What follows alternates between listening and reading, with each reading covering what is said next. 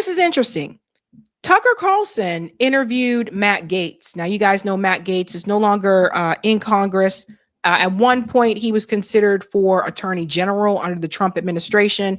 But of course, gatekeepers shut that down.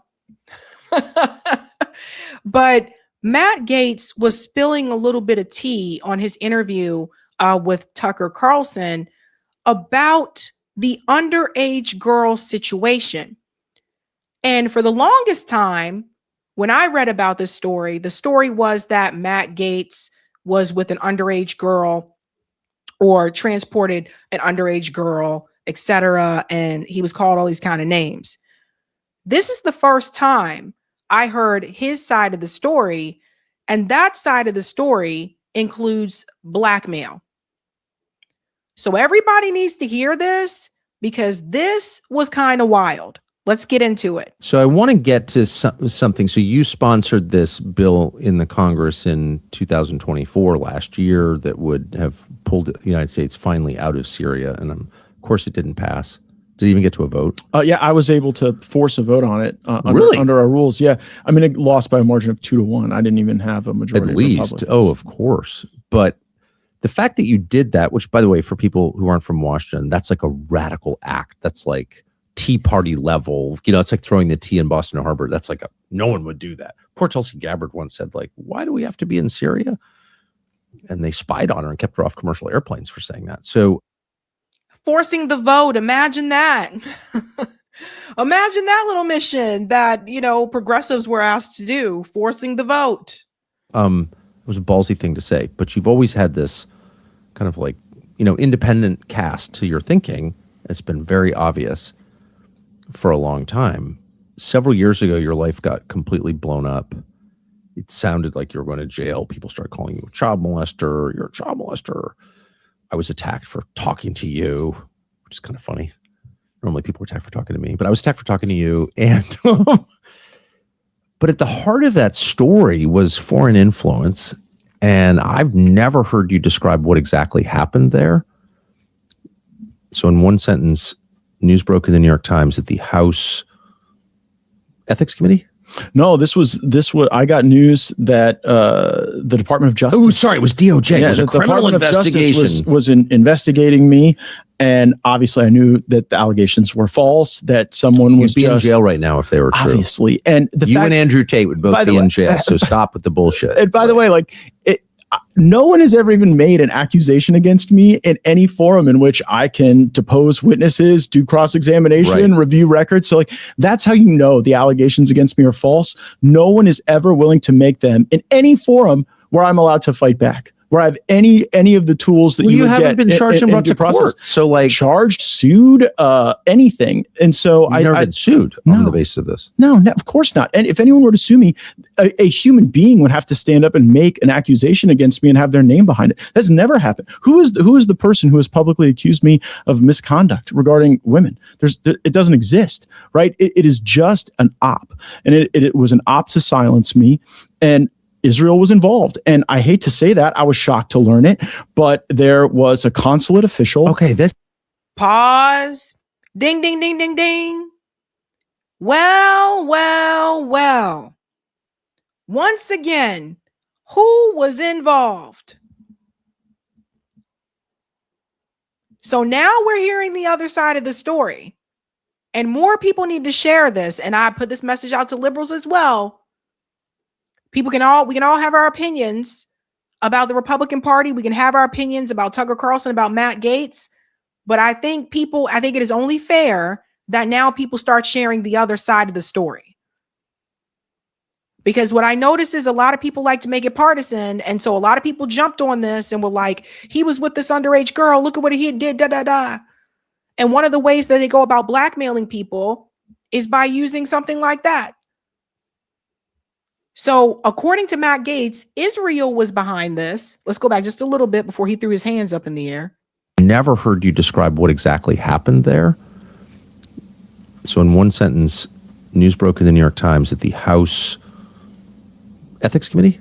No, this was I got news that the Department of Justice. Oh, sorry, it was DOJ. It was a criminal investigation. Was investigating me, And obviously I knew that the allegations were false, that someone was You'd be in just jail right now if they were true. obviously. And the You fact, and Andrew Tate would both be in jail. So stop with the bullshit. and by the way, like no one has ever even made an accusation against me in any forum in which I can depose witnesses, do cross-examination, Right. review records. So like, that's how you know the allegations against me are false. No one is ever willing to make them in any forum where I'm allowed to fight back, where I have any of the tools that Well, you would haven't get been charged and brought due to court. So like charged, sued, anything. And so you never been sued on the basis of this. No, of course not. And if anyone were to sue me, a human being would have to stand up and make an accusation against me and have their name behind it. That's never happened. Who is the person who has publicly accused me of misconduct regarding women? It doesn't exist, right? It is just an op, and it was an op to silence me.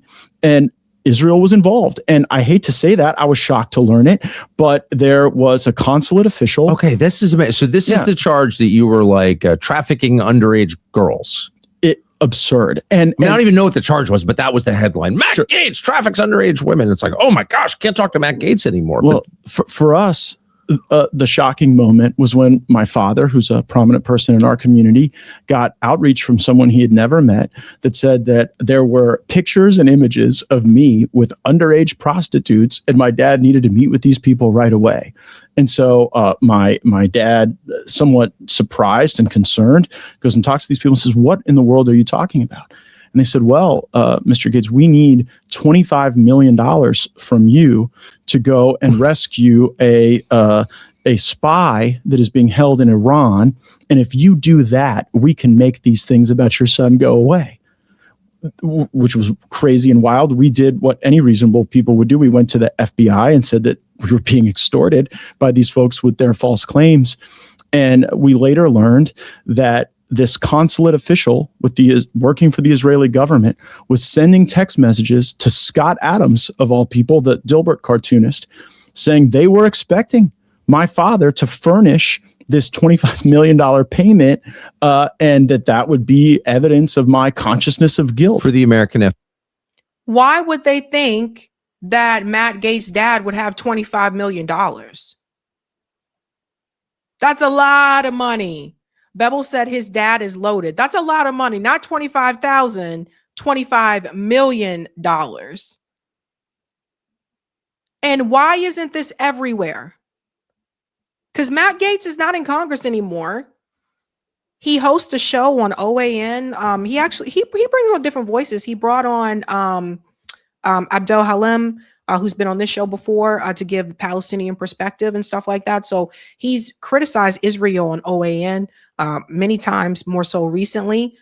But this should have been everywhere. Everywhere. More people need to hear about how Israel will blackmail people. Let's go back just a little bit because I talked over. Sorry.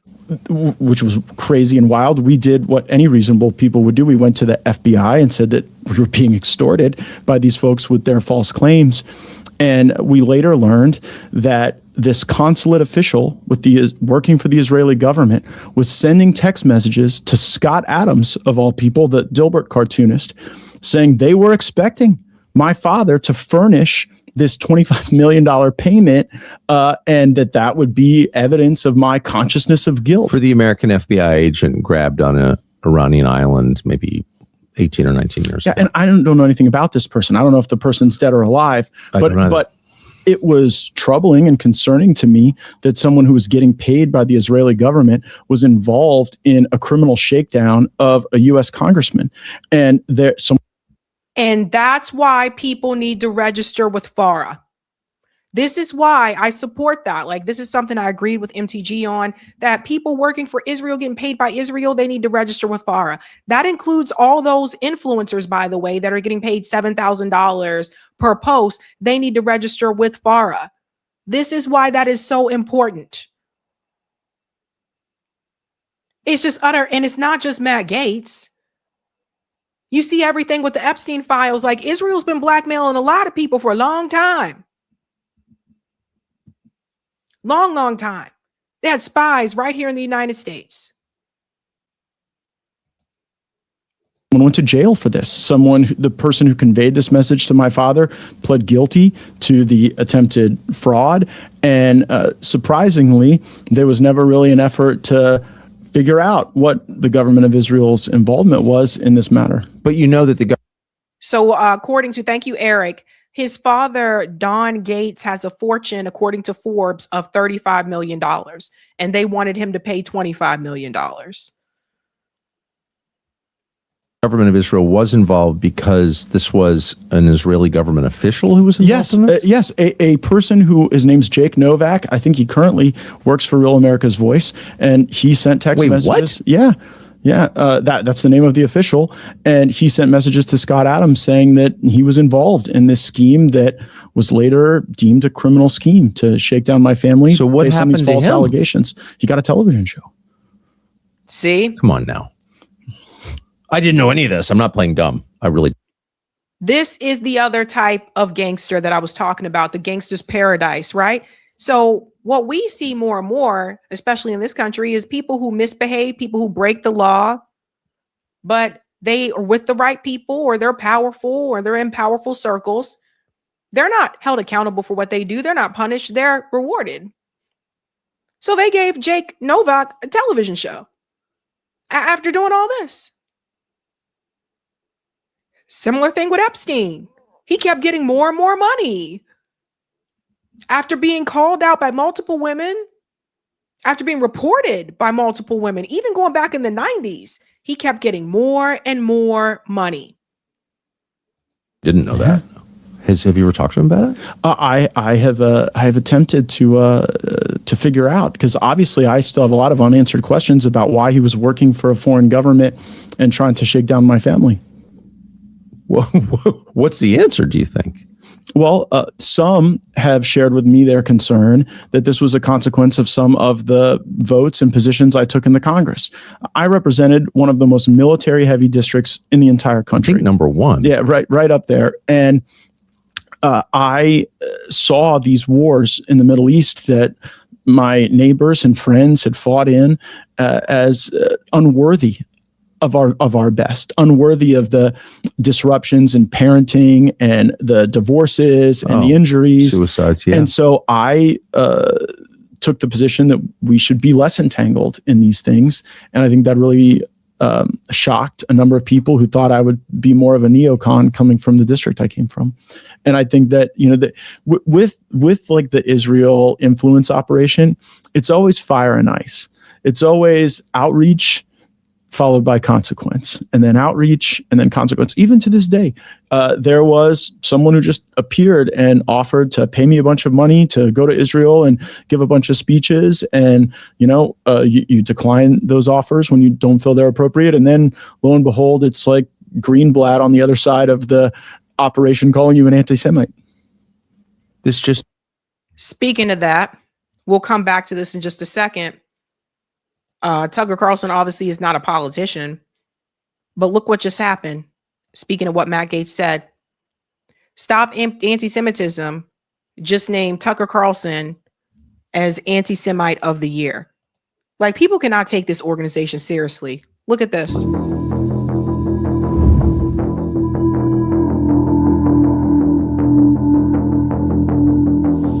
Ukraine, as you may have heard, is led by a man called Zelensky, sweaty and rat-like, a persecutor of Christians, a friend of BlackRock.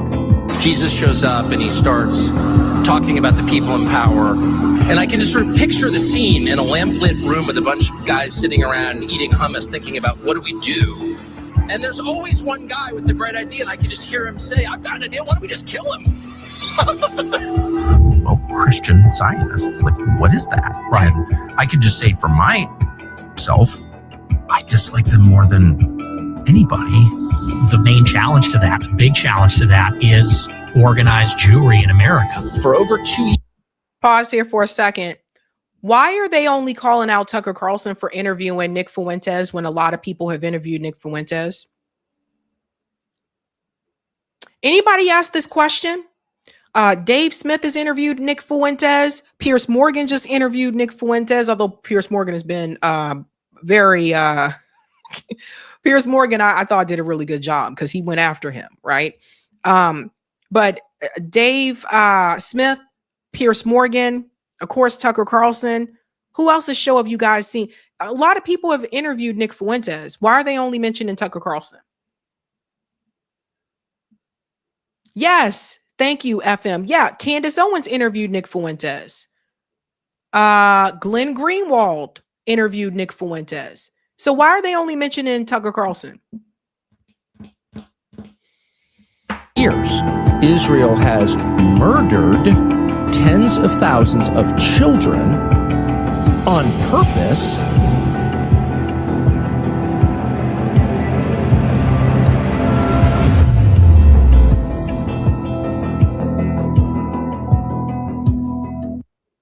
This shit is wild. It's wild. Like I said, if you criticize Israel, now they're like, oh, you criticize Israel, so you can't. So let's get back to this story here about the blackmail. What's happened to you? Yeah. You don't need to be an economist to see what's happening. The dollar is in trouble. It's getting weaker. It's sad, but we're not in charge of it. Congress during my time there who Something that endures and cannot be manipulated or taken from you. So if you've been waiting for the right time, I'm going to pause here for a second. It's always weird to me when people come through with ads, like in the middle of a conversation. you've got such a, maybe you've just been around, you're younger than I am, but been around a lot. You have such a blasé attitude. Like, yeah, that happens. People try to pay you off, then they threaten you, pay you off, then they threaten you. Yeah, I mean, unfortunately, this is the parlance of government. It's a series of carrots and sticks. And, I was the only Republican in the entire Congress during my time there who refused all PAC and lobbyist donations because it was like a game I just didn't want to win. What you have to realize is what most of your Congress is doing most of the time is trying to move up in this system. And sometimes moving up means a better committee. Sometimes it's like getting invited to better dinner parties. You lived in Washington for many years. Yeah. You know that there's this like hidden dinner party circuit that is reflective of your influence and your acceptance. And people who are probably good people when they get elected go there and morally compromise for that. And I just like reached a point one time when I just thought, I don't even care. Like, it's like, oh, well, if you do enough favors for the chief deputy whip, they'll invite you to their fundraiser. And then you could move up and the whip could invite you to his foreign trip. And if you say the right things on the foreign trip and kiss the ring, well, then maybe like the majority leader will want you on a task force. And at the end of the day, I thought, I'm not here to do any of this stuff. And I don't really care about any of it. Those are prizes not worth winning, too. Yeah, it's sort of like the homecoming court. Like nobody really cares except the people doing it. The problem is in Congress, the people who are not the brightest and not the, I think most service oriented often prevail in that system. It's all not the brightest or service oriented. Look, I think some of the politicians that go into Congress really do have good intentions. I think some of them are like, I want to go in and make a difference and make a change. And then I think some of them are like, politicians like Randy Fine, where they just want the money. They just want to go to Vegas, spend money, and they just want the money and the power and all that stuff. And they're just assholes. But some of them, I think, do want to go in and they want to make change. And then they get there and they realize that leadership lets them know you're not going to make any changes around here. Anybody notice it seems like the politicians that didn't take PAC money are the ones that it repeatedly targeted? Pay attention to that. also a low bar, so just pathetic. But it's even more pathetic when really smart, accomplished people do it. Like that's always what amazed me. If you're like, I'm just a country lawyer from North Florida, been in the legislature, got elected to Congress. I'd never done anything in my life that rendered me a war hero or some tycoon of industry. But those people do get elected at times, and then you just go watch them debase themselves. And they become actors, and the scripts are written by the lobby corps and produced and directed by the leadership. Some of them become actors because they started out that way. Like some of them, like Lauren Bobart, look this up. Like some of them were a part of talent agencies. And like I always said, like, I think some of the people who become politicians actually wanted to go into the entertainment industry, become actors, dancers, singers, etc. That didn't quite work out. So they run for office. So you can see that in some of the podcast space also with some of the conservative podcasters also took that route. where they were represented by talent agencies. I think Candace Owens at one point was also a part of was in a music video. Oh, Ja Rule's music video, like back in the day. So some of them started out down that path and then ended up, in politics or something like that. And I think for people who really do want to make a difference and they don't want to be like a celebritician, that's what I call them. It's got to be frustrating. It's got to be annoying because you can't really get anything done that you may want to get done. You have to have the leadership on your side. And also the reality is the Senate, if you're in the House, the Senate also has to vote along with you too. And then the president has to sign on it. It's all these different levels that you have to go through. But this type of gangster mentality is that a lot of times, even these politicians are not in control. They're also puppets. If you think back to like the mafia, I remember we were talking about the crime, the 5 families before, right? So the 5 families, even they were eventually taken down. But even when you look at like the 5 families, yeah, like there were the lower guys on the totem pole that you would see out in the streets that would go do, I guess, what I would call a lot of the errands, the dirty work. And then there was the big boss, the big mob boss, who didn't really go out there to get their hands dirty like that, right? The point that I'm trying to make is that even the lower level mafia guys that were out on the street, they still had to answer to the orders of the big mob boss. They weren't running shit either. That's the unfortunate thing about Congress. The reality is you come in with all these dreams and ambitions, but when you get there, the party leadership makes the rules and the donor class makes the rules. All of it's run by money. You never took AIPAC money? I did not. I refused those funds. How did that go for you?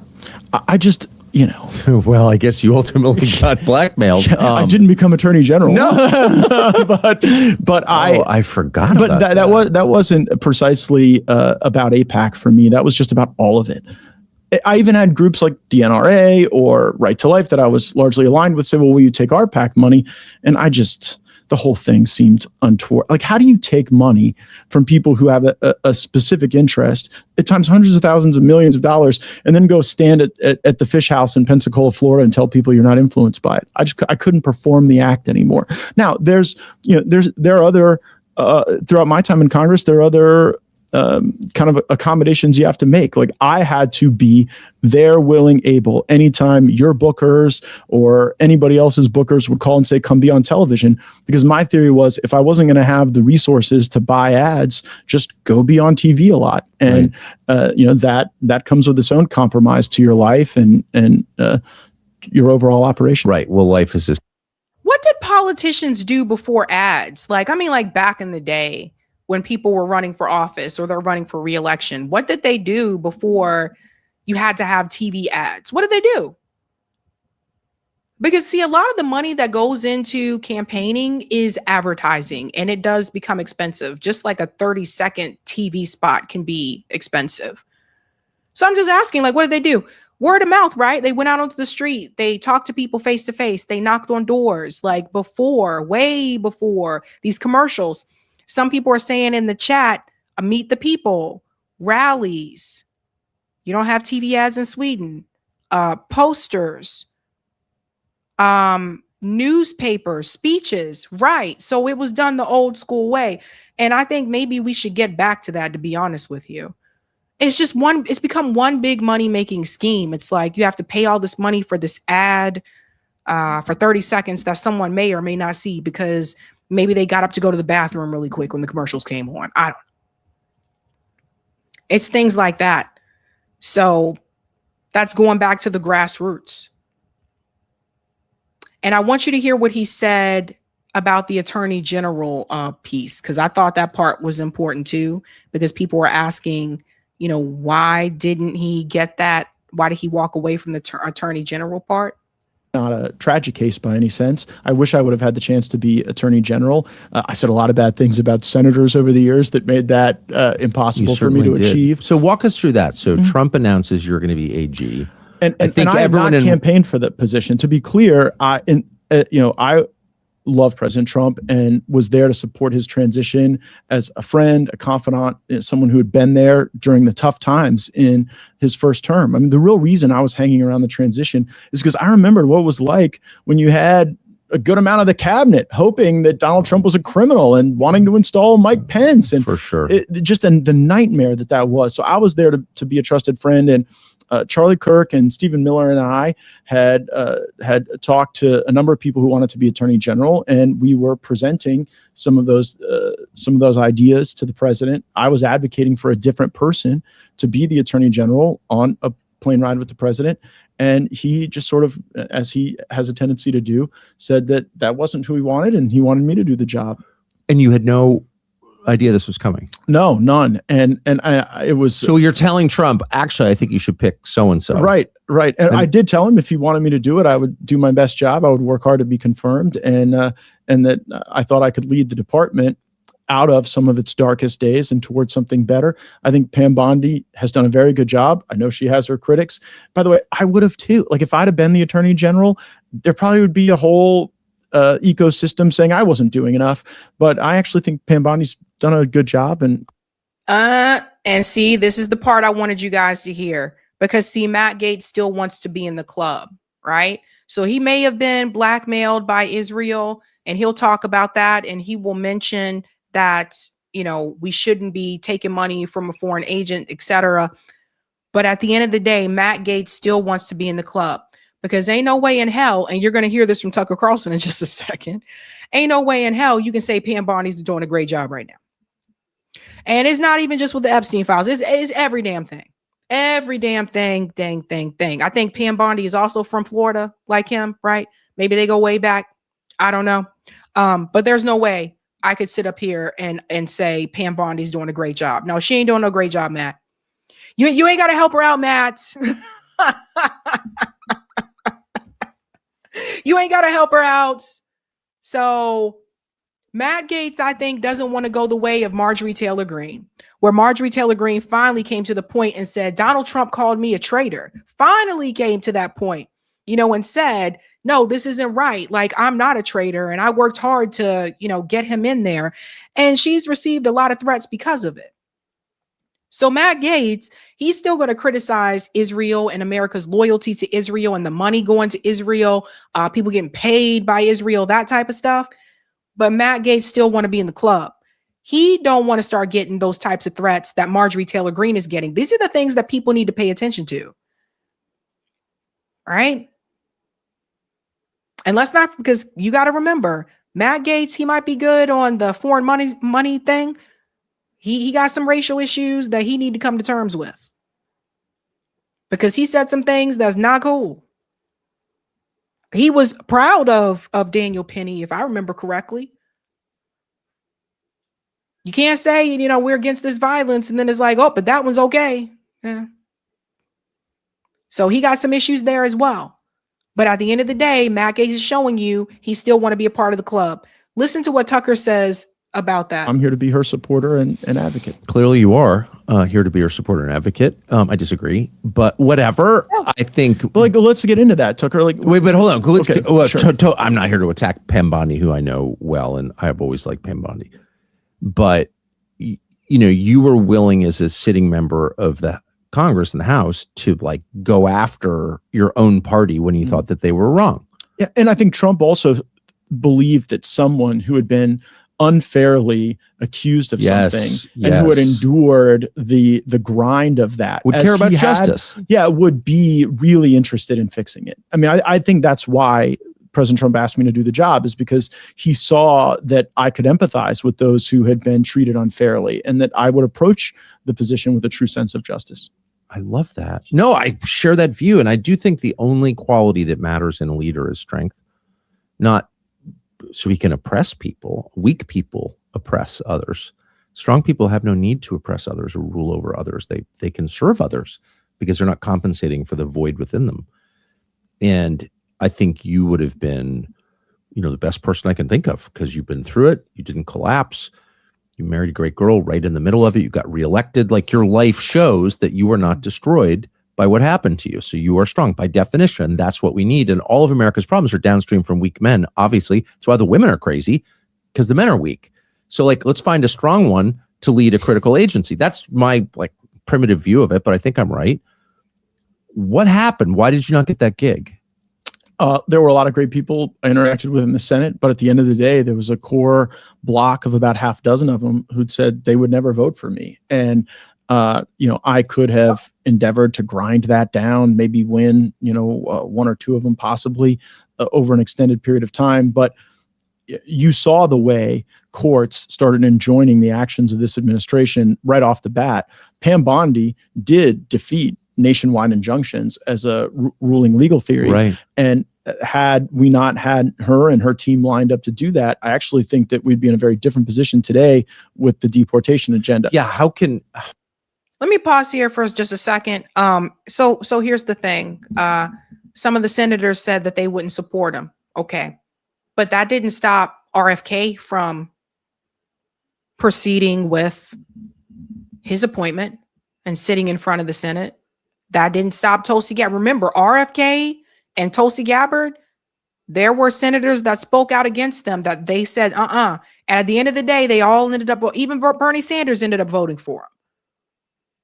So that tells me there's something else there. I don't think it's just a handful of senators that said, we're not going to support you. I think there's something else there that he may not want to get into. But the blackmail piece of this conversation, I thought was particularly interesting. And I think the thing with Matt Gaetz, I don't think he wants to rock the boat too much. Right. So he'll tell you what happened to him, but he don't want to go after certain people. He still wants to tell you how much he loves Trump. He still wants to tell you how much he loves Pam Bondi, and she's doing a great job. And that's just not the case. That's really not the case. And I think a lot of people can see that.